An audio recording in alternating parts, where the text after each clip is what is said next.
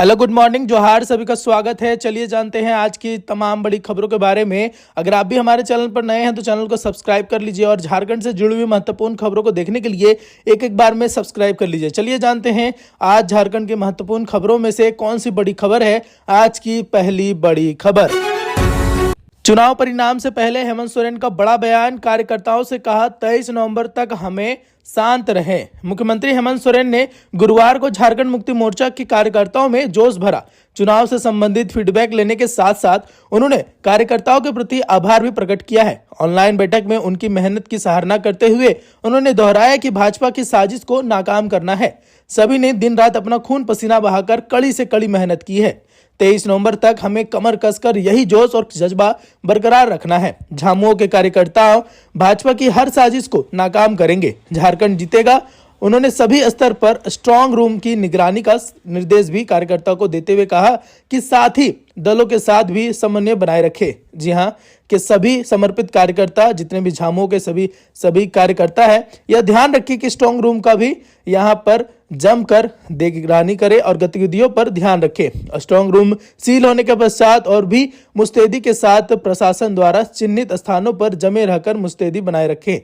उन्होंने कहा, याद रखें कि लड़ाई अभी खत्म नहीं हुई है, हम लड़ेंगे और जीतेंगे और हासिल करेंगे। लोकतंत्र का यह महापर्व अद्भुत रहा है। जनता ने अपनी आकांक्षाओं और आशाओं को मतदान के माध्यम से अभिव्यक्त किया है। जी हाँ, यह चुनाव समृद्ध और नए और सशक्त झारखंड के निर्माण का संकल्प है। सभी वर्गों ने उत्साह और उमंग के साथ अपना अद्भुत आशीर्वाद दिया है। हेमंत ने कहा कि खासकर राज्य की आधी आबादी का गठबंधन को असीम आशीर्वाद मिला है। हम प्रण लेते हैं कि वीर शहीदों के बलिदान को साकार करेंगे। जी हाँ, आंदोलनकारियों की आकांक्षाओं को मूर्त रूप देंगे और एक नया झारखंड बनाएंगे। उन्होंने समर्पित कार्यकर्ताओं के प्रति बार बार आभार प्रकट किया। चंपई सोरेन की सीट पर मुकाबला जबरदस्त, जेएमएम से पूर्व सीएम को कौन दे रहा है टक्कर, पूरी जानकारी आपको बता देते हैं। सरायकेला के विधानसभा सीट पर झामुमो ने गणेश महाली को अपना प्रत्याशी बनाया है, जबकि भाजपा ने चंपई सोरेन को अपना प्रत्याशी बनाया है। इस सीट पर झामुमो व भाजपा की सीधी टक्कर है। इस सीट पर 7वीं बार चंपई सोरेन विधायक बनने के लिए चुनावी मैदान में उतरे हैं, जबकि गणेश महाली का मुकाबला 2 बार चंपई सोरेन से इसी सीट पर हो चुके हैं। सिर्फ पार्टी अलग थी। जी हां, सरायकेला टाउन की बात करें तो यहां झामुमो व भाजपा को मतदान आधा आधा मिलने की उम्मीद जानकर जता रहे हैं। सरायकेला विधानसभा में संथाल वोटरों की संख्या करीब 70,000 है, वहीं महतो वोट 45,000 के करीब है। इस विधानसभा में संथाल वोट ही किसी के जीत का हार का फैसला करती है। इसलिए चंपई सोरेन व गणेश महाली दोनों ही प्रत्याशियों द्वारा संथाल वोटरों को अपने पक्ष में करने में लगे हुए हैं। इस बार के चुनाव में सरायकेला विधानसभा सीट के प्रत्याशियों को दिया गया चुनाव चिन्ह कमल व तीर धनुष का भी काफी प्रभाव देखने को मिल सकता है। जी हां, खरसावा विधानसभा सीट की बात करें तो इस सीट से भाजपा ने सोनाराम बोदरा को उम्मीदवार बनाया था। वे पहली बार विधानसभा चुनाव लड़ रहे थे, लेकिन दशरथ गागराई को इस सीट के मंजे हुए खिलाड़ी कहा जा रहा है और दोनों के बीच सीधा मुकाबला बताया जा रहा है। वहीं ईचागढ़ विधानसभा में झामुमो के प्रत्याशी सविता महतो, आसू के प्रत्याशी हरेलाल महतो व भाजपा के बागी अरविंद सिंह जो इस सीट पर निर्दलीय चुनाव लड़ रहे हैं, इस बीच त्रिकोणीय टक्कर होने वाली है। महिला को हॉस्पिटल में भर्ती ना लेने पर जी हां, सदस्यों ने और जितने भी परिजन हैं उन्होंने मचाया बवाल। शहीद Nirmal Mahato medical college and hospital में महिला को भर्ती लेने में देर करने व बदसलूकी करने का आरोप लगाते हुए गुरुवार को परिजनों ने हंगामा किया है। जी हां, प्रसव पीड़ा शुरू होने के बाद कोला कुसुमा की शांति मंडल को लेकर परिजन यहां पर निर्मल महतो मेडिकल हॉस्पिटल के गायनी विभाग पहुंचे थे। आरोप है कि अस्पताल पहुंचने पर मरीज को अंदर लेकर जाने के लिए स्ट्रेचर नहीं मिला।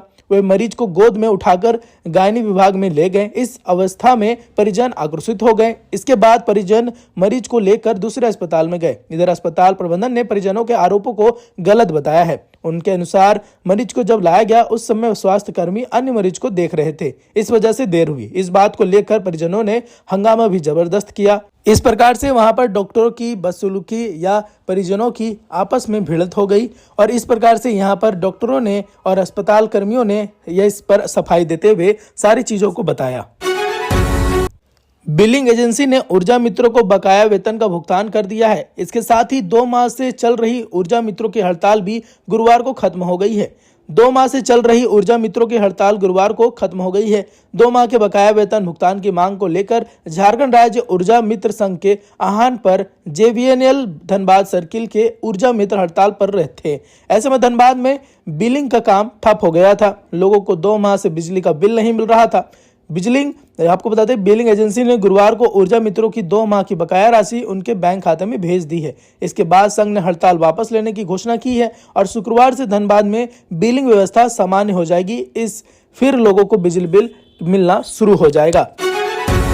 शादी कर भाग रहे युवक युवतियों को परिजनों ने पकड़ा। आपको बता देते हैं, प्रेम विवाह कर भाग रहे युवक युवती को गुरुवार की रात परिजनों ने सरायढेला के स्टील गेट में पकड़ लिया है। इसके बाद बीच सड़क पर घंटों हंगामा हुआ। सूचना मिलने पर पहुंची सरायकेला पुलिस दोनों को पकड़कर थाने में ले गई। पूछताछ के बाद युवक युवती को छोड़ दिया गया है। जानकारी के अनुसार युवक निरसा व युवती बंगाल की रहने वाली है।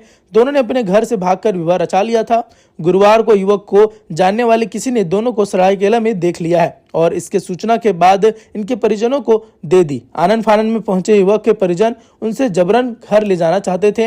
युवक इसके लिए तैयार भी नहीं था। इसे लेकर स्टील गेट में हंगामा हुआ था। इसके बाद आपको बताते हैं, अगर आप भी इसी प्रकार से ताज़ा तरीन अपडेट पाना चाहते हैं तो चैनल को सब्सक्राइब कर लीजिए। इसी तरह हम लाते रहते हैं। बढ़ते हैं अगली खबर की ओर। एग्जिट पोल के बाद बीजेपी एक्टिव, रांची में हाई लेवल मीटिंग। शिवराज भी पहुंचे दिल्ली से। भारतीय जनता पार्टी विधानसभा चुनाव में हुए वोटिंग पैटर्न को अपने पक्ष में मानकर चल रही है। गुरुवार को प्रदेश कार्यालय में भाजपा के विधानसभा प्रभारी और संयोजकों की बैठक हुई है। केंद्रीय कृषि मंत्री शिवराज सिंह चौहान और उत्तर प्रदेश अध्यक्ष बाबूलाल मरांडी के और भी बहुत सारे लोगों ने यहां पर पहुंची और साथ में चर्चा में संयोजकों ने ज्यादातर सीटों पर भाजपा को बढ़त बताई। भाजपा नेताओं का आकलन है कि ओबीसी के साथ इस बार आदिवासी समाज ने भी भाजपा के लिए वोट किया है। चुनाव प्रभारी शिवराज सिंह चौहान ने कहा कि बांग्लादेशी घुसपैठ से आदिवासी समाज सशक्त रहे। भाजपा ने इस मुद्दे को जिस तरह से उठाया है वह चुनाव में लोगों को प्रभावित कर रहा है। इसी तरह कोयलांचल में आंसू के साथ की वजह से भी ओबीसी मतों को रुझान भाजपा की तरफ ही रहा है। केंद्रीय कृषि मंत्री शिवराज सिंह चौहान ने गुरुवार को दिल्ली के लिए रवाना हो गई। चुनाव की घोषणा से पहले ही वे रांची पहुंचकर और प्रवास पर आ गए थे। दिल्ली रवाना होने से पहले शिवराज सिंह चौहान ने भाजपा प्रदेश कार्यालय में कर्मचारियों और कार्यकर्ताओं से मुलाकात की। इसके बाद अपने अस्थायी आवास पर प्रमुख लोगों के साथ जलपान भी किया। रांची में अपने प्रवास को उन्होंने यादगार बताते हुए कहा कि लोगों ने जो प्यार दिया है वो आजीवन याद रहेगा। झारखंड विधानसभा चुनाव में के तहत दूसरे एवं अंतिम चरण की 38 सीटों के सभी मतदान केंद्रों पर सुबह 7 बजे से ही मतदान की भीड़ उमड़ी थी। आपको बता दें, स्थिति यह भी रही कि पहले 2 घंटे में ही 12.71% वोटिंग भी हो चुकी थी। अपराह्न 1 बजे तक तो लगभग आधे मतदाता अपने मतदानों पर वोट देकर आ चुके थे। इस समय 47.92% मतदान हो चुका था। अब देखना क्या है कि सरकार किसकी बनने वाली है। कमेंट सेक्शन में कमेंट करें। हजारीबाग में भीषण बस हादसा, काम से गए 7 यात्रियों की मौत हो चुकी है और 24 के घायल होने की सूचना मिली है। हजारीबाग के आपको बताते जिले में गुरुवार को तगड़े बड़ा हादसा हुआ है और जिले के गोरहर थाना क्षेत्र में गुरुवार सुबह एक यात्री बस अनियंत्रित होकर पलट गई है। इस हादसे में 7 लोगों की मौत हो गई और 25 से ज्यादा लोग घायल हो गए हैं।